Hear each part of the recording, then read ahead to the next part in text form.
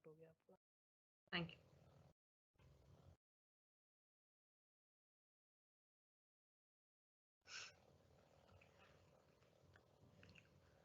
Good morning, everyone. We are starting with our next next industrial law on Employees Compensation Act 1923. Okay. तो Employees Compensation Act जो है पहले Workmen's Compensation Act भी आपने सुना होगा, बोला जाता था. Over the years उसमें बहुत सारे amendments किए गए हैं. Lastly it was done in 2017. Okay. So the broadly we will see everything what it is in the Employees Compensation Act. So the main objective of the Employees Compensation Act 1923 is to provide for the payment of compensation to employees and or their dependents in case of accidents arising out of and in the course of employment and occupational diseases contracted by the employee resulting in either death or disablement.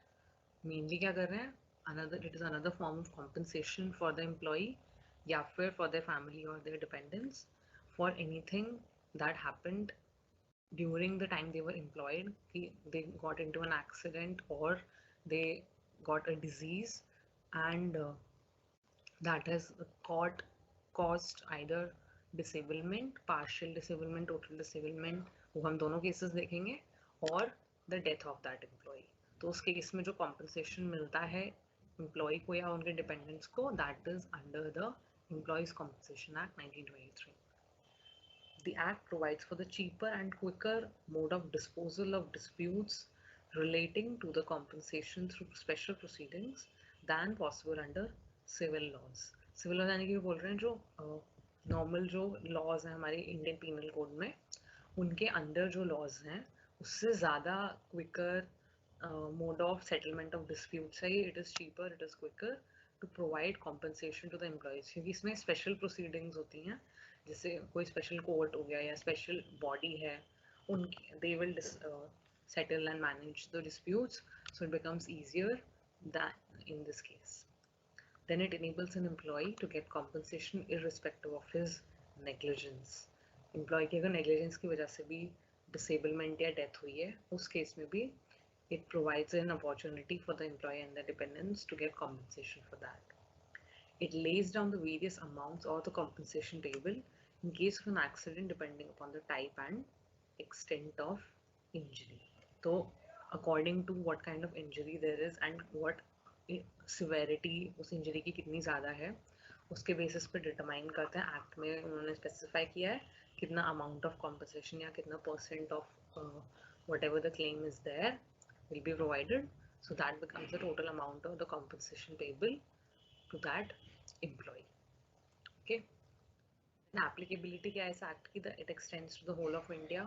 It applies to the persons employed in factories, mines, plantations, transport establishments, construction workers, railways, ships, circuses, and other hazardous occupations and employments specified in Schedule 2 of the Act.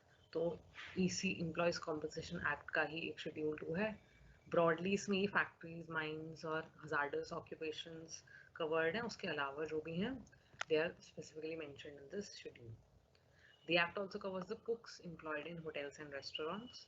That covers all the employees irrespective of the amount of wages they are entitled to. Thus, there is no wage limit for an employee to become eligible under this Act. देखो तो यहाँ पे usually होता है ना minimum salary या maximum salary से exceeding होगी तो apply नहीं होता है कई बार. But in case of Employees Compensation Act, it is not the case. There is no wage limit. There is no minimum amount irrespective of the amount of wages of a person that is employee को accident या disablement के case में compensation मिलेगा. You might wonder कि एक हमने ESI insurance भी पढ़ा था, right? Employee State Insurance. उसमें भी ये सब चीज़ें disablement के लिए death के case में insurance मिलता था. तो usually what happens is कि जिस particular employee पे ESI act या जिस particular organization में ESI के contributions हो रहे हैं and so employer is providing that, तब usually the Employees Compensation Act will not apply. Okay, दोनों में difference भी हम देख लेंगे बाद में, but that is what usually is the case. बाकी applicability remains to everybody. Then definitions देखते हैं थोड़ी सी. डेफिनेशंस यहाँ पे हमने डिपेंडेंट की बात की कि डिपेंडेंट को कॉम्पनसेशन मिलता है, तो उन्होंने स्पेसिफाई किया है कि डिपेंडेंट कौन है. Any of the following relatives of the deceased employee, the employee who has right, उनके डिपेंडेंट्स में रिलेटिव्स कौन कौन से कवर होंगे. A widow, a minor legitimate or adopted son, an unmarried legitimate or adopted daughter, or a widowed mother. तो एक तो हो गया उनकी वाइफ या हस्बैंड जो other spouse, their son or daughter, anyone, any minor or any unmarried, any minor son or any unmarried daughter, and his or her employees, widowed mother. पहले तो सबसे पहले वो. Then, if wholly dependent on the earnings of the employee at the time of his death, a son or a daughter who has attained the age of 18 and who is infirm.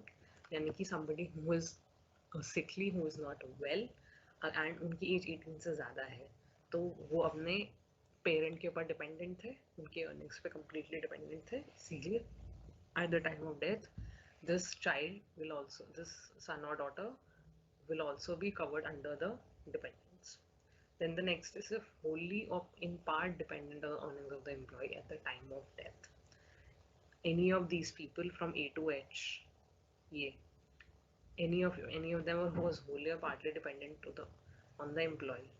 Kaun? A widower, a parent other than a widowed mother, so it can be now the father also, a minor illegitimate son, an unmarried illegitimate daughter, or a daughter, legitimate or illegitimate or adopted if married, and a minor or if widowed and a minor. तो basically everybody is covered here. देखो minor son हो गया, daughters उन्होंने legitimate, illegitimate, married and adopted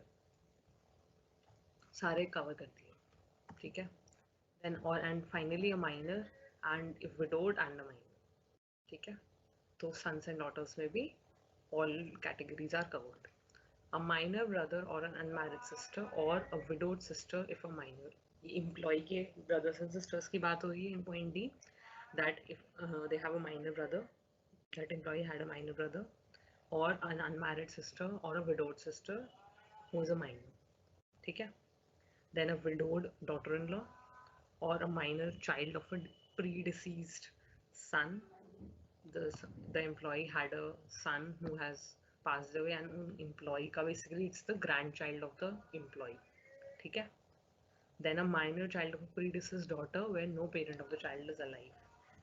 Again their grandchild, the daughter has passed away, her child, and उस case में no parent, यानी कि the daughter and her husband both are not alive, so उनका जो the minor child will also be covered under the dependents.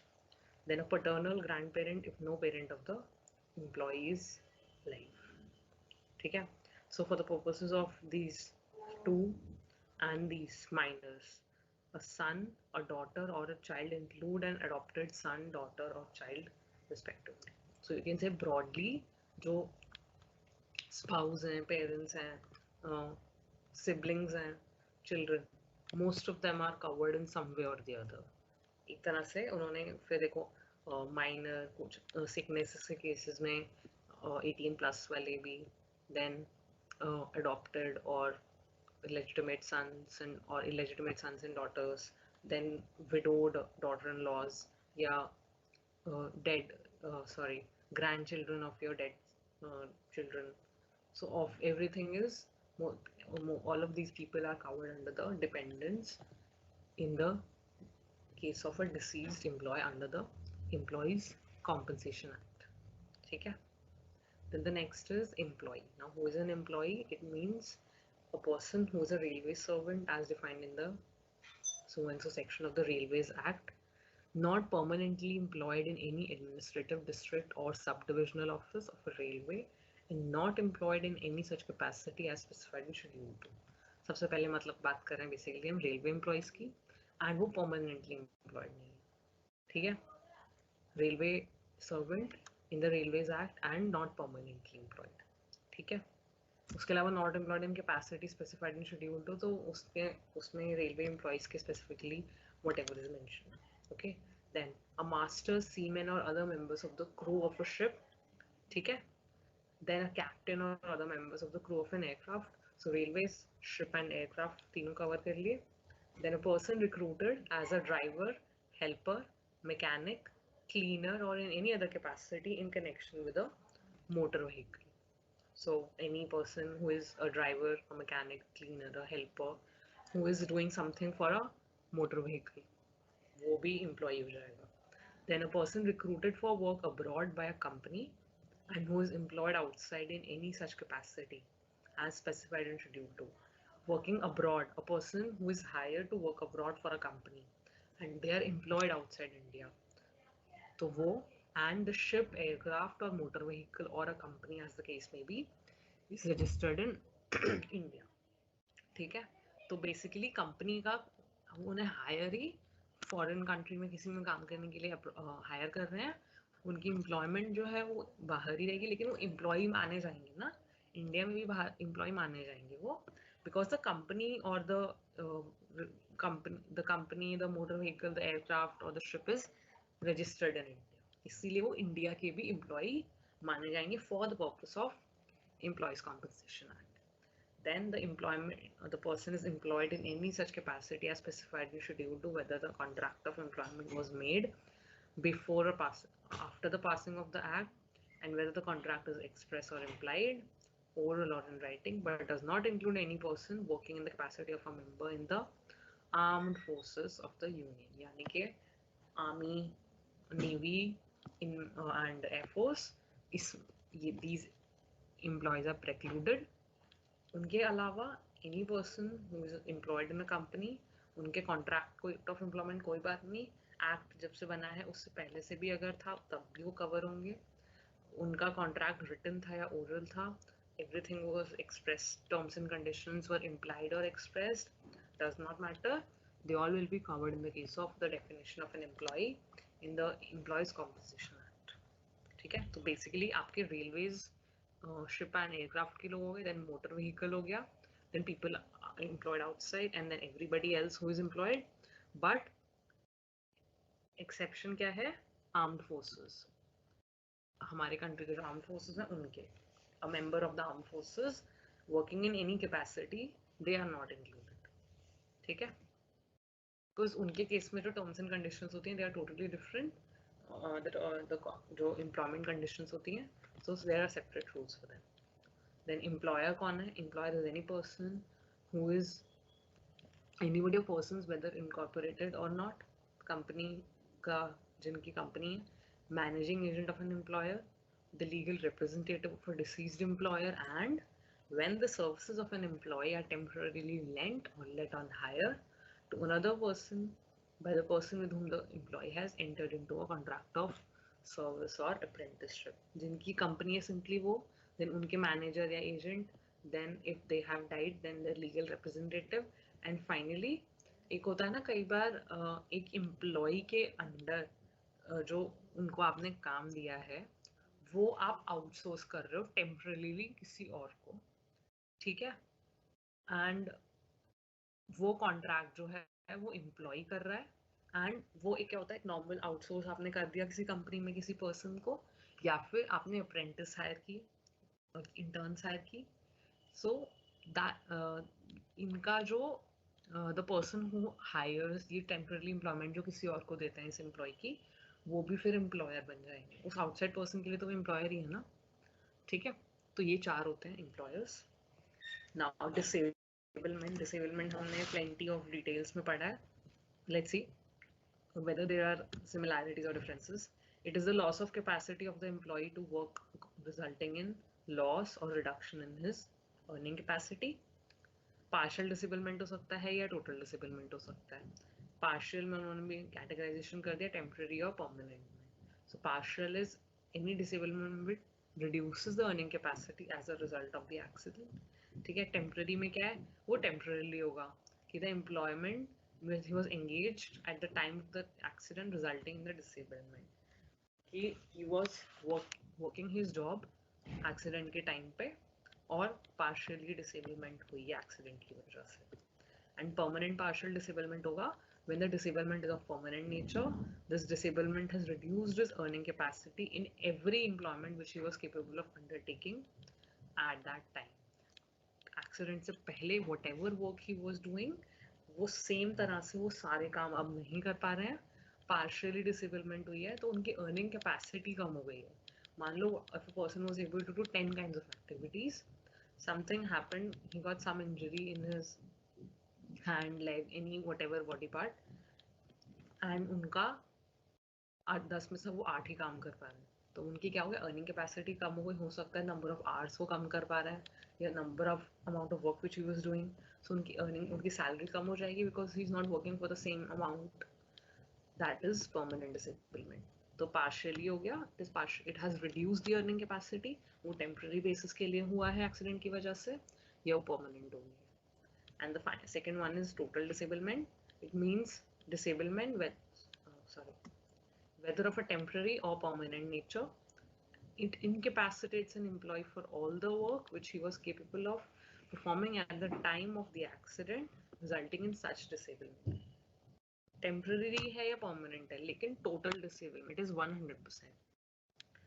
तो क्या है यहाँ पे एक condition है, provided that permanent total disablement shall be deemed to result from every injury specified in there is a schedule 1 or from a combination of injuries specified in part 2 thereof, the aggregate percentage of loss of earning capacity as specified against those injuries amounts to 100% or more.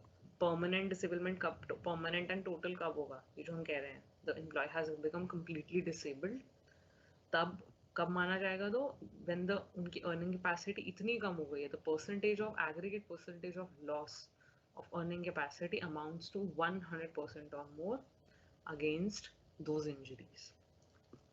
Obviously permanent का मतलब ये है कि they are not, they cannot work anymore at all. जो loss of earning capacity है वो 100% है या उससे भी ज़्यादा है. सिर्फ काम तो नहीं कर पा रहे, उसके अलावा damages भी बहुत सारे हुए हैं, उसकी बेस से ज़्यादा बढ़ गई. ठीक है, तो ज़्यादा 100% or more कहने का मतलब वो है. Then the next is wages. Wages include any privilege or benefit which is capable of being estimated in money. Other than क्या, what मतलब basically सारे benefits, जितनी salary, wages जो employee को मिल रही हैं वो होंगी, लेकिन उसमें कुछ चीज़ें include नहीं करेंगे. क्या include नहीं करेंगे? Traveling allowance or the value of any travel concession, contribution by the employee towards pension or provident fund, and the sum paid by employee to cover special expenses by the nature of employment. को usually broadly हमने दूसरे cases में भी किया है कि travel allowance जो दे रहे हैं और जो कंट्रीब्यूशन टू पीएफ और पेंशन फंड है, एम्प्लॉयर्स कंट्रीब्यूशन, हमेशा ये ध्यान रखना एम्प्लॉयर्स कंट्रीब्यूशन जो है वो नहीं होगा. एंड उसके अलावा अगर कोई स्पेशल एक्सपेंसेस का रिइंबर्समेंट है, वो स्पेशल किस नेचर का होगा will be decided upon, and उसको फिर टोटल वेजेस में जो कॉम्पनसेशन कैलकुलेट करने के लिए यूज होगी उसमें नहीं काउंट करते. डिपेंडिंग ऑन डिफरेंट ना over the years different case laws हुए रिगार्डिंग द बेनिफिट्स और प्रिविलेजेस. जब कोर्ट में कोई ना कोई आया होगा कि क्या इंक्लूड होता है और क्या नहीं होता है, अगर ऑब्जेक्शन उठे थे तो डिफरेंट केसेस में बोला गया था कि ये सब चीज़ें तो ऐड होंगी वेजेस में. क्या होंगी? फ्री अकोमोडेशन अगर आपने अपने एम्प्लॉय को दिया हुआ है, डीए उनका जो डीएनएस अलाउंस है, शेयर ऑफ प्रॉफिट और bonus under a profit sharing scheme, and amenities of free water and free water. So you have given any waters उनको रहने के लिए, उनको free पानी मिलता है, उसकी value जो भी होगी, DNS allowance, cost of inflation है जो, and there is any profit sharing scheme in the company जिसमें employee को उसमें से कुछ share या bonus दिया जाता है, so that will also form part of the total wages. Then extra wages for overtime, bonus and other inducements like free meal, allowance for grains and clothing, etc. These are also part of the wages. Outstation allowance, maternity benefit to a woman employee on the delivery of a child, food allowance and overseas allowance, and gratuity payable to an employee on retirement. ये सारे included होंगे wages में जब wages calculate कर रहे हैं for the purpose of the Employees Compensation Act. ये over the years different cases में डिसाइड किया गया. मैंने आपको सिर्फ ये बता दिया कि डिसाइड क्या किया गया था. फाइनली कोर्ट ने ये बोला था कि इन सबको इंक्लूड करो। डिफरेंट सिनारियोज हुए थे तब डिसाइड हुआ उन स्पेशल केसेस में, तो मे बी उन सर्कमस्टांसेस में it was applicable and it will B apt, because act ने स्पेसिफाई किया है कि क्या नहीं इंक्लूड होगा। अगर इनके अलावा कोई कॉम्प्लिकेटेड मैटर आ जाता है तो हो सकता है उस पर डिस्प्यूट हो जाए, and then it is taken to the court and finally the court decides that what is to be included and what is not. ठीक है, तो ये होते हैं मेनली इंक्लूडेड में। मोस्टली सब कुछ कवर हो गया। Basically travel, contribution to PF and pension and special expenses, ये एक्सक्लूड होते हैं। ठीक है, अब now after the definitions are employers liability for the compensation. अब कुछ एक्सीडेंट हो गया है या डेथ हो गई है, अब now that it is the time for the employer to compensate the employee और हिज डिपेंडेंट्स। ठीक है, तो उसके there are lot of provisions for that. क्या है? Section 3(1) of the Employees Compensation Act lays down that an employer is liable to pay a compensation to the employee for personal injuries caused to him by accident arising out of and in the course of employment, occupational diseases contracted by him peculiar to the employment specified in Part ABC of Schedule 2 resulting in either death or disablement. कोई accident हुआ था जिसकी वजह से employ injured है, तो उसकी वजह से या तो डेथ हुई है या डिसेबलमेंट हुई है। The second case is the employee contracted some kind of a disease. हो सकता है केमिकल्स की कोई फैक्ट्री है, some spillage happen, something happen जिसकी वजह से the employee got some disease, कोई रेडिएशंस की वजह से, किसी केमिकल बर्न की वजह से the employee got some disease जिसकी वजह से उनकी डेथ हो गई या दे बिकम डिसेबल्ड। तो इस केस में जो कॉम्पनसेशन बनेगा, now it becomes a liability for the employer to pay to the employee or their dependents. There are certain conditions which have to be satisfied first. The compensation to be payable, the following conditions must be specified. There must be personal injury. Personal injury क्या होती है अभी बताएंगे specifically, वो भी act में। Personal injury must be caused by an accident. The injury must be caused by an accident arising out of and in the course of the employment.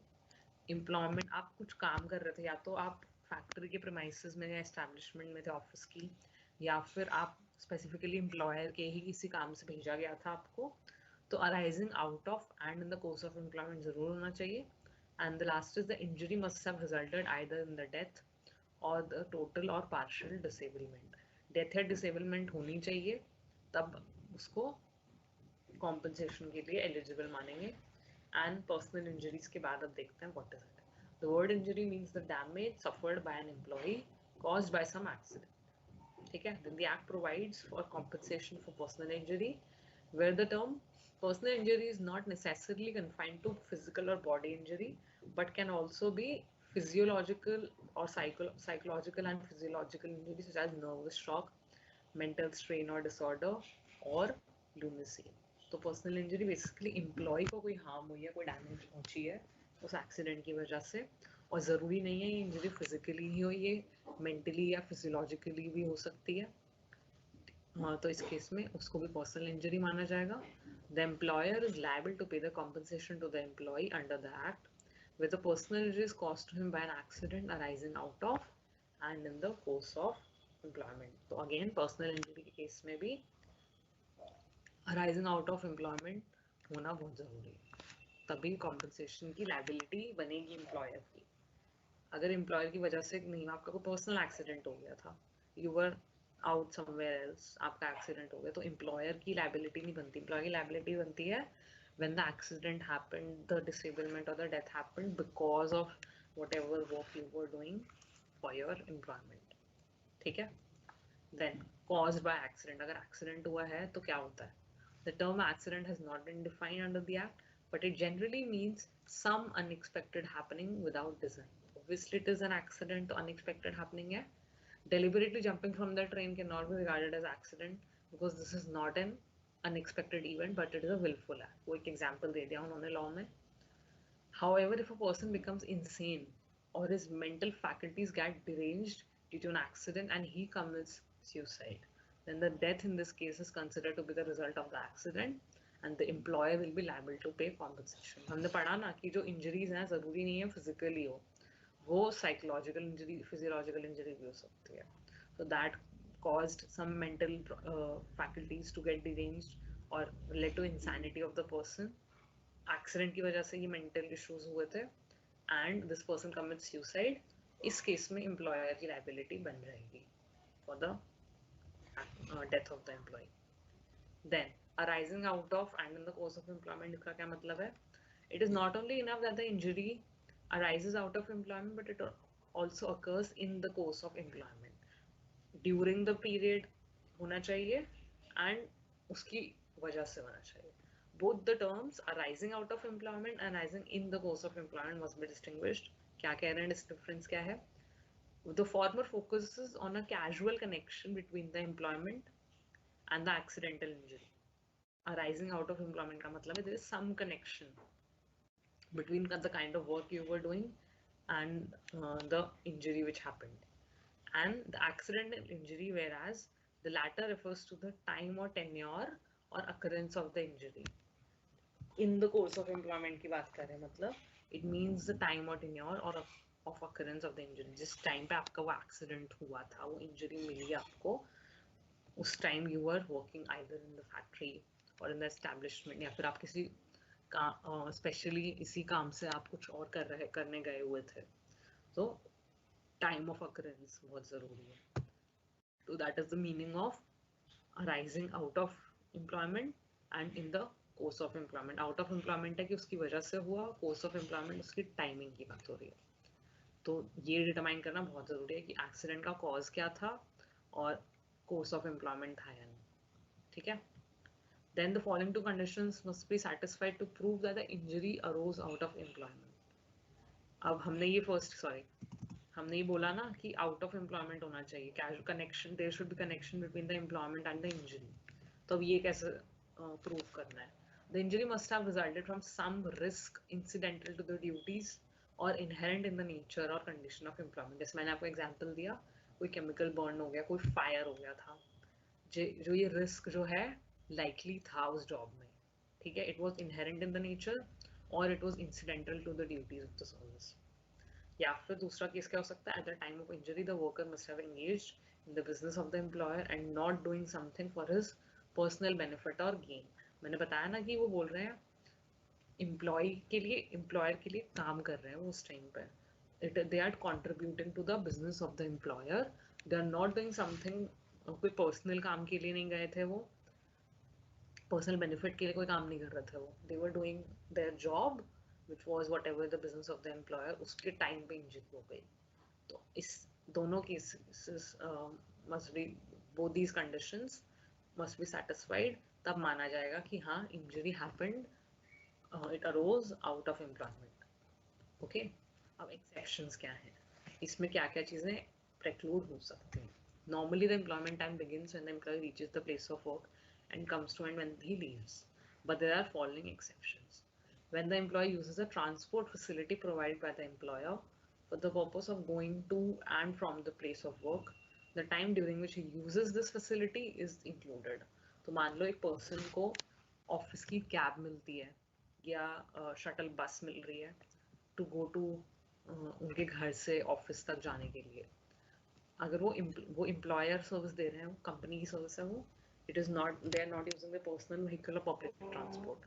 Something happens on this transportation, कुछ accident हो जाता है, तो तब include किया जाएगा वो liability में. It is included in the course of the employment for the liability. Then the second is the time during which the employee is in the premises of the employer is included in the course of employment. तो वो तो obviously वही बात होगी, they are in the premises, उस time office में या factory में काम कर रहे हैं. Then the third is when the employee reaches the place of employment before the reporting time in order to equip himself for the work, he is said to be in the course of employment. उनका काम ऐसा है that उन्हें specially कुछ मान लो PPE kit पहननी पड़ती है, ठीक है, या फिर उन्हें इक्विपमेंट सेटअप करना है, जो भी करना है, तो वो क्या कर रहे हैं 10 मिनट 15 मिनट पहले आके स्टार्ट कर देते हैं ताकि उसकी मशीनरी जो है या जो काम करना है वो है जो फिर 9 बजे या 9:30 what ever the time is तब स्टार्ट हो जाए. तो वो प्रेप कर रहे हैं, वो प्रेप अपने काम के लिए कर रहे हैं. They are doing it for the employer services. इस केस में भी it will be set to be included in the course of employment. कि अगर मान लो कोई एक्सीडेंट हो गया, एम्प्लॉयर ने कोर्ट में बोल दिया कि इनका तो रिपोर्ट जॉब इज 9:30 to 5:30, तो अगर 9 बजे कोई एक्सीडेंट हुआ उसमें मेरी रिस्पॉन्सिबिलिटी थोड़ी है, अगर वो बेशक जल्दी आके बैठ गए थे एंड दे डिड समथिंग। तो अगर if the person was doing something to equip himself for the work, तो वो कोर्स ऑफ एम्प्लॉयमेंट इंक्लूडेड माना जाता है। And finally when the employer grants a period of rest to an employee, the course of employment includes the period of rest. But if the employee goes outside the premises during the rest period and gets injured, it is not in the course of employment. It is it's a simple thing. आप office में continuously काम कर रहे हैं, आप factory में continuously काम कर रहे हैं, बीच में आप ब्रेक ले रहे हैं, तो इसका मतलब ये नहीं है कि वो जो ब्रेक पीरियड है, वो रेस्ट पीरियड जो है वो इंक्लूड नहीं होगा।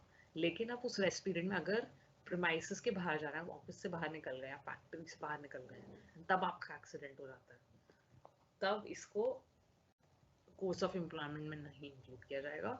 उस पर्टिकुलर इंजरी के लिए एम्प्लॉयर की कोई लायबिलिटी नहीं होगी कॉम्पनसेशन देने की। अगर आप you have stepped outside the premises and you get into an accident, then there is no, it has nothing to do with the course of employment, it will have nothing to do with the employer's liability. ठीक है? There is something called a doctrine of notional extension of employment. अब employment जो होती है किसी की, उसके बारे में there is a doctrine किसी केस में बताया गया था. What was it? Generally the employment of a workman does not begin until he has reached the place of employment and does not continue after he has left the place. वो layman terms में हो जाता है. Exceptions हमने देख लिए already. In other words, the period of going to and returning from the employment are generally excluded and do not fall within the course of employment. कि आप घर से अपने आ रहे थे, अपनी कार से आ रहे थे या मेट्रो से आ रहे थे या बस से आ रहे थे, तो उसको इंक्लूड नहीं करेंगे.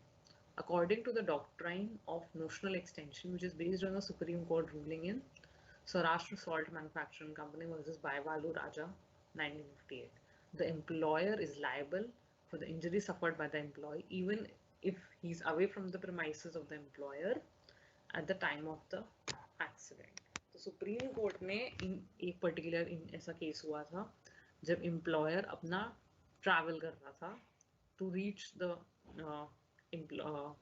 प्रीमाइसेस या फिर प्रीमाइसेस से निकल के वापस घर जा रहा था. He got into an accident, he got some injuries. Supreme court ने बोला ये इंक्लूड होगा. तब we don't know terms and conditions में इनमें ये एक्सेप्शन था या नहीं, ट्रांसपोर्ट फैसिलिटी का या नहीं, तो जो भी सर्कमस्टांसेस थे, बेसिकली सुप्रीम कोर्ट ने एक डॉक्ट्राइन ऑफ नोशनल एक्सटेंशन के बेसिस पे कहा कि ये नोशनल एक्सटेंशन ऑफ एम्प्लॉयमेंट है, कि वो एम्प्लॉयर एम्प्लॉय जो आप ही के पास आप ही के काम के लिए आ रहे थे या आपके काम करके ही जा रहे थे और एक्सीडेंट हो गया, तो it is called the doctrine of notional extension of employment. So इस केस में employer became liable for the injury suffered even if he is away from the premises of the employer at the time of his accident. ठीक है? Something very important. Second part है disease. हमने जब अभी start किया था तो अभी क्या बोला था, देखो. It must be personal, यहाँ पे personal injury and occupational disease यहाँ पे. ठीक है, पर्सनल इंजरी कवर कर ली हमने कि पर्सनल इंजरी क्या होती है, उसका एक्सीडेंट हो सकता है या फिर arising out of employment and course of employment, उसकी भी टर्म्स एंड कंडीशंस. इसके बाद अब सेकंड पार्ट है लायबिलिटी का, disease. An occupational disease contracted by the employee is deemed to be a personal injury caused to an employee by an accident arising out of and in the course of employment.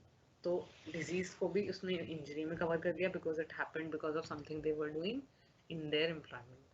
There are certain occupations where the employees are exposed to the risk of contracting diseases which are peculiar and inherent in those occupations. These diseases are known as occupational diseases. जैसे मैंने आपको बताया कोई chemical factory है, वहाँ पे कोई radiation से एक्सपोजर हो रहा है तो वहाँ पे कुछ डेंजर है, या फिर कोई फर्टिलाइजर्स रिलेटेड काम है, या फिर कोई केमिकल बर्न्स हो जाते हैं किसी. So these are all very already पता है कि रिस्क है उस वर्कर को अगर वो इस पर्टिकुलर जॉब में है. So they are inherent in the occupation. That is why it is called occupational disease. Schedule 3 of the Employee Compensation Act 1923 classifies the diseases into 3 parts A, B, C. तो part A, part B, part C बताने की ये occupational disease हो सकते हैं. Part A enlisted 5 kinds of diseases, and on contracting any of them, the employee becomes entitled to get the compensation. उन्होंने उसमें बताया है कि 5 तरह के कौन से होंगे. एक पार्ट बी है, उसमें 27 डिजीज बताए हैं, जिस केसेस में अगर employee gets diagnosed with any of them, then the employer will become liable to pay compensation provided, क्या है condition, the employee contracts it in his service and has been in service for a continuous period of 6 months. 6 months continuously कोई radiation exposure की वजह से किसी को disease हुआ मान लो, तो एम्प्लॉय को लगता है कि इस रेडिएशन से एक्चुअल हार्मफुल डिजीज तभी हो सकता है जब कंटिन्यूसली 6 महीने तक आप काम कर रहे थे. तो 27 उसी टाइप के डिजीजेस वो लॉ में फिर स्पेसिफाई की. This period shall not include a period under service under any other employer in the same kind of employment. अब जरूरी नहीं है same kind of chemical factory में, वो पहले किसी और कंपनी में थे, अब किसी और कंपनी में. सेम कंपनी में आप 6 महीने के लिए कंटिन्यूसली, तब इसको इसके लिए एलिजिबल मानेंगे. एंड पार्ट सी में there are another 5 kinds of diseases specified, and इनको अगर you contract any one of them, then the employee will have to provide compensation provided he has been in services of one or more employers for such continuous period as may be specified by the central government. In such cases, the proportionate compensation is paid by all the employers in accordance with the direction of the Commissioner of Workmen's Compensation Act. So it's probably more likely कि जो part C में 5 disease हैं, they are more severe. इसीलिए कह रहे हैं आप अगर दूसरे एम्प्लॉयर्स के साथ भी थे, आप कंटिन्यूस सर्विस कर रहे थे, आप कोई बात नहीं, बीच बीच में चेंज भी किया है, कितने टाइम पीरियड के लिए वो central government has to specify. तो इस केस में जो कॉम्पनसेशन मिलेगा, कॉम्पनसेशन बनता है और मिलेगा, तो उसमें अगर मान लो किसी ने 3 एम्प्लॉयर्स के केस में काम किया था कंटिन्यूसली, तो वो तीनों एम्प्लॉयर्स मिलके उस पर्टिकुलर पर्सन, उस पर्टिकुलर एम्प्लॉय के लिए कॉम्पनसेशन देंगे. ठीक है. Options. The Act specifies options available to an employee. क्या options है? Option to institute a civil suit for damages and option to claim compensation under the Act.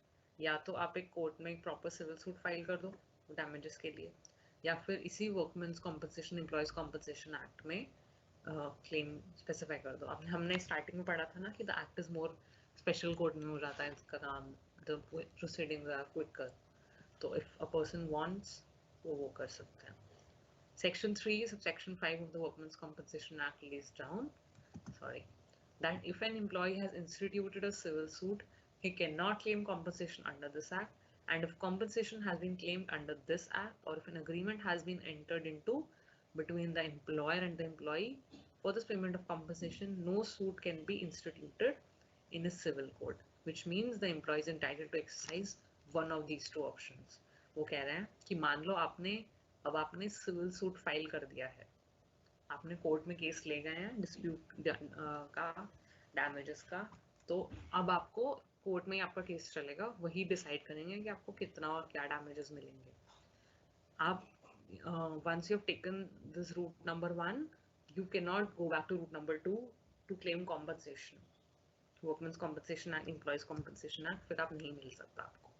या फिर you have taken route number 2, आपने compensation इसके under obtain किया, या फिर इस एक्ट के अंडर ही एक अग्रीमेंट हुआ एम्प्लॉयर और एम्प्लॉय का कि फाइनली डिसाइड हो गए that this much amount will be paid और now it has been paid. Now फिर you can not go back to option number 1 कि यहाँ पे कॉम्पनसेशन का हो गया है, फिर आप सिविल कोर्ट में भी चले जाओ. नहीं, ऐसा नहीं. तो बेसिकली क्या कह रहे थे, employees entitled to exercise one of these two options. या तो आप प्रॉपर कोर्ट में जाओ, सिविल प्रोसीडिंग्स होंगी, या फिर आप वर्कमेंस कॉम्पनसेशन या एम्प्लॉयज कॉम्पनसेशन एक्ट के अंडर ही अपना क्लेम फाइल करो. दोनों में से एक कर सकते हैं, एम्प्लॉय की मर्जी है क्या करना है, लेकिन दोनों नहीं कर सकते. ठीक है. Then accident on a public street. Now an employee who has suffered injury on a public street while proceeding to or returning from his place of employment is entitled to compensation. अब उसके कुछ एक कोई case हुआ था union of India versus Noorjahan 1979 में. एक doctrine तो हमने वो पढ़ी ली नोशनल एक्सटेंशन की. ठीक है, कि उसमें तो सुप्रीम कोर्ट ने बोल ही दिया कि करना है इंक्लूड, लायबिलिटी बनती है. दे आर आस्किंग नाउ कि क्या किस केस में लायबिलिटी बनती है, weather At the moment, he was obliged to be at that site by the express or implied terms of contract of service. उन्हें किसी काम से भेजा गया था, वो उस काम तो वो एक पब्लिक उसी रास्ते से जा रहे हैं, वहाँ पे रास्ते में कुछ हो गया, तो उस रास्ते से जाना तो उनके उनके काम के लिए जा रहे थे वो. It was not any of कोई उनकी केयरलेसनेस या नेग्लिजेंस की बात तो हो ही नहीं रही है. वो उस काम से जा रहे थे, उस कॉन्ट्रैक्ट ऑफ सर्विस में इम्प्लाइड एक्सप्रेस लिखा था, इस पर्टिकुलर जगह पे आपको जाना है, तो उन्हें जाना था. Then the second is he was there in his capacity as an employee or merely as a member of the public. वो सिंपली वहाँ उस पर्टिकुलर एक्सीडेंट साइट पे मान लो कोई बिल्डिंग सडनली इट फेल, कोई अर्थक्वेक आ गया अचानक से, तो he was there for his work और he was there as a member of the public. बाकी लोगों के साथ थे, वो अलग से कुछ केयरलेसनेस नहीं कर रहे थे, कुछ पर्सनल गेन के लिए कुछ नहीं कर रहे थे वहाँ पे. He was there as any other person. The third is whether he was at that time under the control or discretion of the employer or was acting as a completely free person. वो अपने employer के directions पे गए थे, उनके under the control और direction of the employer, या फिर completely as a free person भी गए थे उस काम से, एम्प्लॉयर के काम से, तब भी इंक्लूड करेंगे. Whether his presence on the spot was incidental to his employment. अब डिसाइड किया जाएगा कि आप जिस स्पॉट पे थे जहाँ पे एक्सीडेंट हुआ, आप was it incidental to your employment, was it because of any reason of your work, तो ये डिसाइड करेंगे. Then finally whether there was a proximate connection between the employment and the accident, जो हमने सबसे पहले पढ़ा, एक कैजुअल कनेक्शन होना चाहिए, एक प्रॉक्सिमेट कनेक्शन होना चाहिए आपकी जॉब में और आपके एक्सीडेंट में. वो प्रूव होगा कनेक्शन, तभी वो माना जाएगा for the purpose of liability, employers liability, वरना नहीं माना जाएगा. ठीक है, तो उन्होंने देखो दोनों ट्रू एंड फ्रोज बता दिए कि आपका ऑब्लिगेशन था उस पर्टिकुलर जगह पे रहना है या नहीं, आप एज एन एम्प्लॉय गए थे उस पर्टिकुलर जगह पे, आप ऐसे ही थे वहाँ पे घूम रहे थे या क्या कर रहे थे, या फिर आप you were there under the orders of your employer, या फिर you were just there by yourself. तो ये डिटरमाइन किया जाएगा कोर्ट में या आपके सिविल प्रोसीडिंग्स में, and then it will finally be decided that this person will be eligible for compensation or not. So it depends on these situations. Exhaustive list हो सकता है 1979 में जो केस हुआ था उसमें ये प्रॉब्लम्स आई थी, तब कोर्ट ने कहा कि ये सारे फैक्टर्स देखो. हो सकता है आज के डेट में जो अगर कोई सेम क्लेम के लिए केस आ जाता है तो और भी कॉम्प्लिकेटेड कुछ और भी फैक्टर्स हो, so courts will decide accordingly. Then the defense is available to the employers. When is an employer not liable? अभी तक हमने बोल दिया किस किस केस में एम्प्लॉयर को कॉम्पनसेशन देना होगा. नाउ liability कब नहीं है. The employer is not liable to pay compensation for the personal injury caused to the employee by accident arising out of and in the course of employment in the following circumstances. या तो क्या है, first, if the injury does not result in disablement with a partial or total for a period exceeding 3 days. बोल रहे हैं अच्छा disablement कुछ minor सा कुछ एक्सीडेंट हुआ, कुछ चोट लग गई, वो 3 दिन में ठीक हुए. If it does not result in disablement for a period exceeding 3 days, 3 दिन से ज्यादा लग गया और डिसेबलमेंट हुई है, फिर तो आ जाएगा. वो माइनर सा कुछ हुआ था, होता है ना कभी कभी कोई एक्सीडेंट हुआ, हो सकता है हाथ में चोट लगी, it got numb and then एक दिन में या कुछ आवर्स में वो ठीक हो गया. सो उस केस में फिर कह रहे हैं नहीं जरूरत है कोई लाइबिलिटी. या फिर इफ द लाइबिलिटी नॉट 3 दिन से ज्यादा लग गया ठीक होने, तब वो काउंट हो जाएगा. If the injury not resulting in the death और permanent disablement is caused by any of the following factors. क्या है, the employee was under the influence of drink और drugs at the time of accident. Employee was either drunk और he was under the influence of drugs, और उसकी वजह से accident हो गया और उसकी वजह से इंजरी हुई है, but not resulting in death और परमानेंट डिसेबलमेंट की बात हो रही है, वो एक्सक्लूडेड कर दिया है. तभी या फिर second case is the employee willfully disobeyed the orders expressly given or disobeyed the rules framed for the safety of the employees. Employer ने ऑलरेडी सेफ्टी गाइडलाइंस बताई हुई है कि आपको ये बिल्कुल नहीं करना है, एम्प्लॉय ने फिर भी वो डिसोबे किया उस ऑर्डर को, उसकी वजह से डिसेबलमेंट होगी। या फिर the employee wilfully disregarded any safety of guards or other devices provided for the safety of employees. willfully disregard यानी कि जो हो सकता है एम्प्लॉय ने गार्ड्स रखे हुए, सिक्योरिटी रखी हुई है, ही willfully disregarded them, या फिर कोई डिवाइसेस अगर सेफ्टी के लिए दी जाती हैं, फायर एक्सटिंग्विशर हो सकता है, पीपी किट हो सकती है, जो भी देते हैं, उनको एम्प्लॉय ने यूज नहीं किया willfully, तब उसके और एक्सीडेंट हो गया उसकी वजह से, तब भी एम्प्लॉय की लायबिलिटी नहीं बनेगी। And finally, if the employee has instituted a suit for damages against the employer or any other person in a civil court, then he is not entitled to compensation under the Employees Compensation Act. ये तो हमने यहाँ पे पढ़ी लिया ना options में, कि अगर कोर्ट में प्रोसीडिंग्स चल रही हैं तो आप एक्ट के अंडर नहीं क्लेम कर सकते, ठीक है। तो these are the different conditions under which employers will not be liable to give a compensation, ठीक है। कि या तो 3 दिन से पहले कुछ ठीक हो गया था, पार्शियल टोटल कुछ भी डिसेबलमेंट हुआ था अगर, या फिर एम्प्लॉय वाज आइदर ड्रंक और डूइंग ड्रग्स, और उन्होंने कोई ऑर्डर्स डिसोबे किए या सेफ्टी कॉम्प्रोमाइज की और उसकी वजह से एक्सीडेंट हुआ था तब। बट इसमें नॉट रिजल्टिंग इन डेथ और परमानेंट डिसेबलमेंट लिखा है, देखो दिस इज वेरी इंपॉर्टेंट, कि अगर एम्प्लॉय की डेथ ही हो गई है तो इतना ज़्यादा कह रहे हैं कि फिर नहीं मानेंगे कि ठीक है।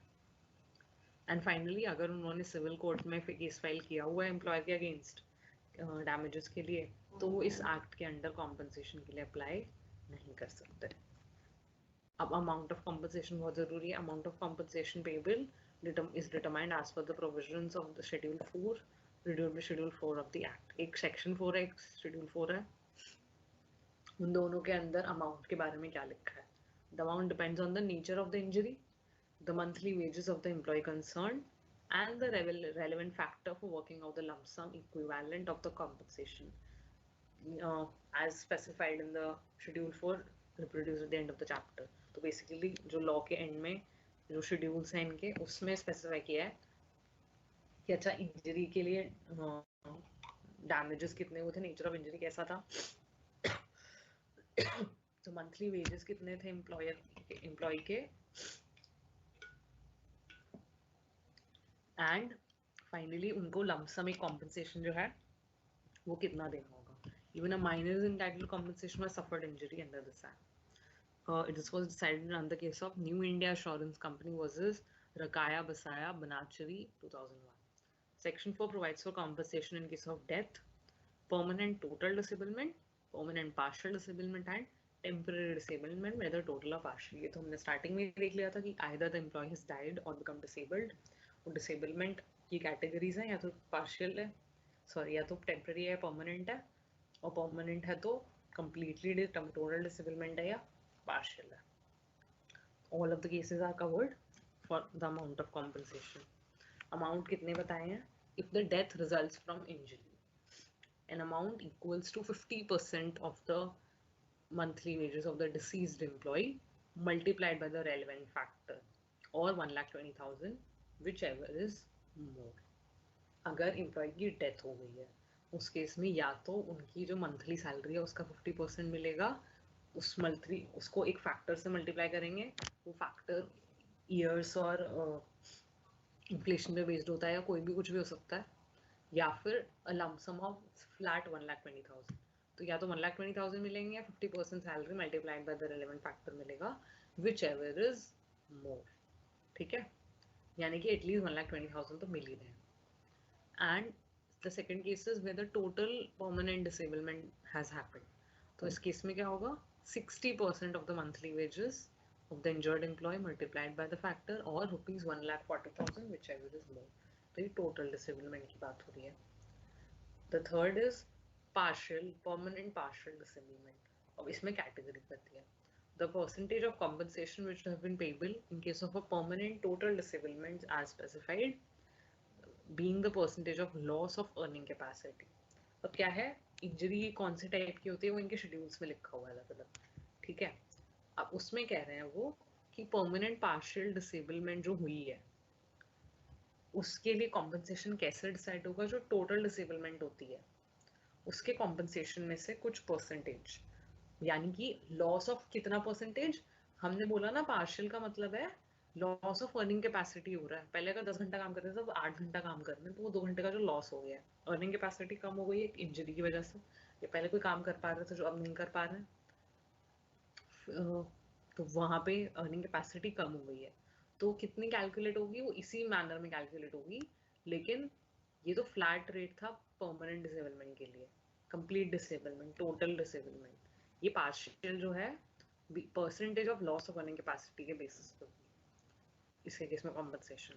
And with the injury is not specified in the part 2 of the schedule, the percentage of compensation in the case of permanent total disablement proportionate to the loss of earnings permanently caused by the injury as assessed by the qualified medical practitioner।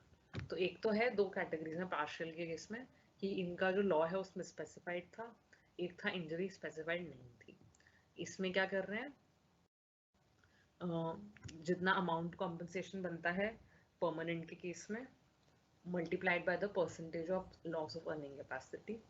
यहाँ पे क्या है, जितना amount बनता है permanent के case में उसको ब्रॉड डाउन कर देंगे, प्रोपोर्शनेट कर देंगे। तो बेसिकली वही है, वो loss of earning capacity he decide होगी, उसके बेसिस पे कर देंगे। अब इसमें लेकिन परमानेंटली हुआ है और कितना एक्सटेंड का हुआ है वो अब एक मेडिकल प्रैक्टिशनर अपॉइंट करके असेस किया जाएगा, क्योंकि ये लॉ में स्पेसिफाइड नहीं है, तो इस इंजरी की असेसमेंट स्पेशली होगी, अलग से होगी, ठीक है। And finally there is a temporary disablement. Temporary के केस में half monthly payment of a sum equal to 25% of the monthly wages to be paid in the following conditions. क्या होगा, the half monthly payment will be paid on the 16th day at the end of the month की salary की जगह पे महीने के बीच में उनको एक कॉम्पनसेशन मिलेगा। कितना मिलेगा, उनकी वेजेस का 25% मिलेगा। From the date of the disablement where the disablement lasted for a period of 28 days or more। कोई किसी को टेम्पररी कोई प्रॉब्लम हुई, उसके 28 दिन से ज्यादा लगे, 28 दिन या उससे ज्यादा लगा, तो 16th day from the date of disablement को उनको एक कॉम्पनसेशन मिल जाएगा, ठीक है। बेसिकली डिसेबलमेंट के 15 दिन के अंदर अंदर मिल जाना चाहिए कि डॉक्टर ने बता दिया 1 महीना लगेगा ठीक होने में, कितना टाइम लगेगा, 2 महीना लगेगा, 1 साल लगेगा, कॉम्पनसेशन मिल जाना चाहिए डेट जो एक्सीडेंट की थी उसके 16th डे तक, ठीक है। या फिर after the expiry of a waiting period of 3 days from the date of disablement, whether disablement lasted for a period of 28 days and thereafter, half monthly during the disablement or during a period of 5 years, whichever is shorter। 3 दिन का waiting period होता है एक, वो 3 दिन खत्म हो गए उसके बाद मानेंगे डेट ऑफ डिसेबलमेंट, और वो 28 दिन से में ठीक हो गया, तब उसको 16 डेज के अंदर अंदर हाफ मंथली पेमेंट होगी। और अब देखो, अगर उसके बियॉन्ड अगर इंजरी है तो thereafter half monthly during the disablement, तो जितने टाइम पीरियड के लिए जब बनी रहेगी वो इंजरी, तो उसके हर महीना 16th डे तक जो कॉम्पनसेशन है वो दिया जाएगा। कितने पीरियड के लिए दिया जाएगा, जो अपने टाइम का डिसेबलमेंट है, और अब duration of 5 years which ever period is shorter. तो बेसिकली टेम्पररी डिसेबलमेंट को कितना मानते हैं, 5 साल, 1 महीने से लेके 5 साल। Maximum is that which ever is shorter, जब तक आपकी नहीं हो जाती है, 5 साल से पहले हो जाती है तब तक चलता रहेगा, या मैक्सिमम 5 साल चलेगा। That is the case of the amount calculation, ठीक है। We stop here for today. Doubts हैं आपके कोई?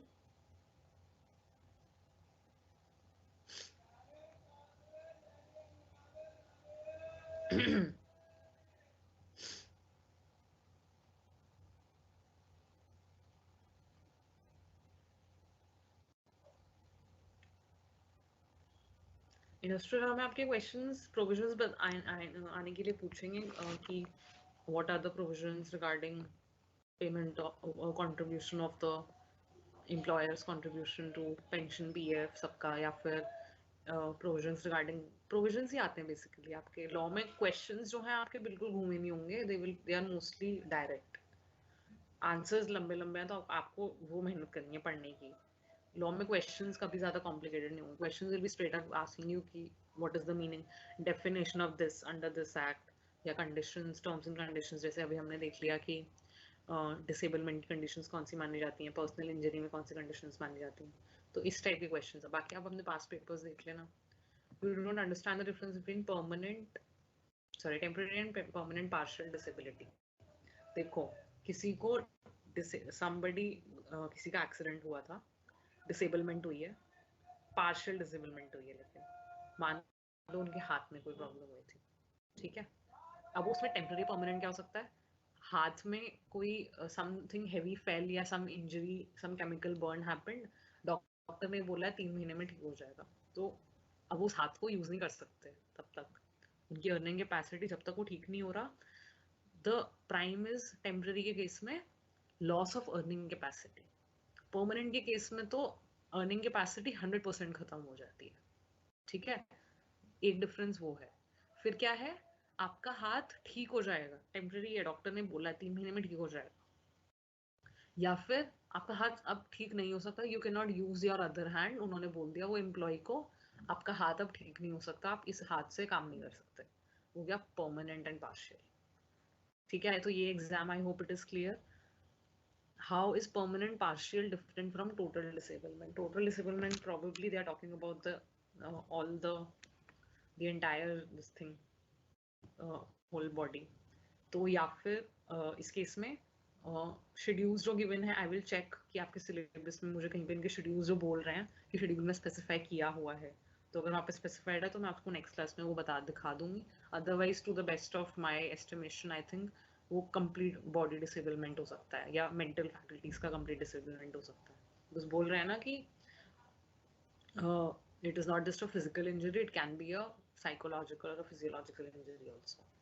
Outstation allowance, overseas allowance, जो हम वेजेस के केस में कर रहे थे, डेफिनेशन में इंक्लूडेड क्या किया है, रुको,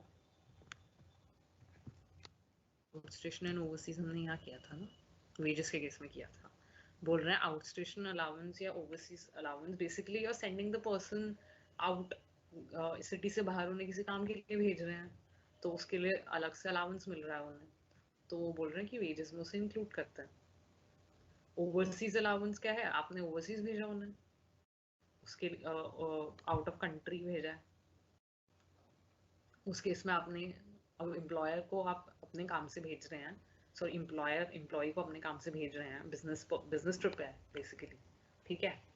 तो उसके केस में अलाउंस दिया जाता है उन्हें कि देखो, एक ट्रैवल अलाउंस में तो अब क्या ट्रैवल अलाउंस में वो इंक्लूड कर रहे हैं, क्या वो आउट स्टेशन अलाउंस में इंक्लूड कर रहे हैं कि उनको मान लो सैलरी ज़्यादा दे रहे हैं उस टाइम के लिए, ट्रैवल का कॉम्पनसेशन दे रहे हैं, या बेसिकली खाने पीने का दे रहे हैं, या बिजनेस एक्सपेंस के लिए दे रहे हैं, ऑफिस के बिजनेस एक्सपेंस के लिए एक्स्ट्रा मनी दे रहे हैं, तो depending on the kind of the money it is, तो वो डिसाइड होगा कि वो कॉम्पनसेशन की कैलकुलेशन में वेजेस में इंक्लूड होगा या नहीं। क्योंकि कॉम्पनसेशन कैलकुलेशन कैसे हो रही है, अभी हमने देखा ना, अब मंथली वेजेस का अलग अलग परसेंट लेना है, 50%, 60%, 25%, है ना। तो इसके लिए वेजेस की पता होना हमें ज़रूरी है, तो वेजेस में क्या प्लस और माइनस होगा ये कॉम्पनसेशन कैलकुलेट करने के लिए, तो उसमें उन्होंने कह दिया है कि ट्रैवल अलाउंस जो स्पेसिफाइड है वो नहीं करेंगे, out station allowance, overseas allowance कर रहे हैं, बेसिकली बिजनेस ट्रिप्स ही हो रही हैं, एम्प्लॉयर को आप अपने काम के लिए, एम्प्लॉयर अपने काम के लिए तो भेज रहे हैं उन्हें, तो it is that. Any other doubt?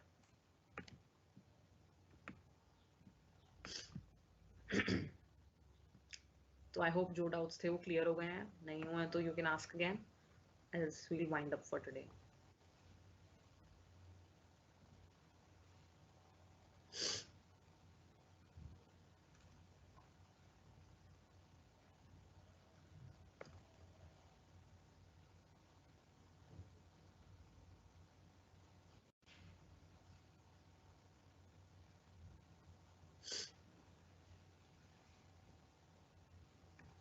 Okay, I don't see any other doubts then, so let's meet in the next class, continue करते हैं इस टॉपिक को, study well until then. Okay, thank you. We'll continue Employees Compensation Act only in the next class.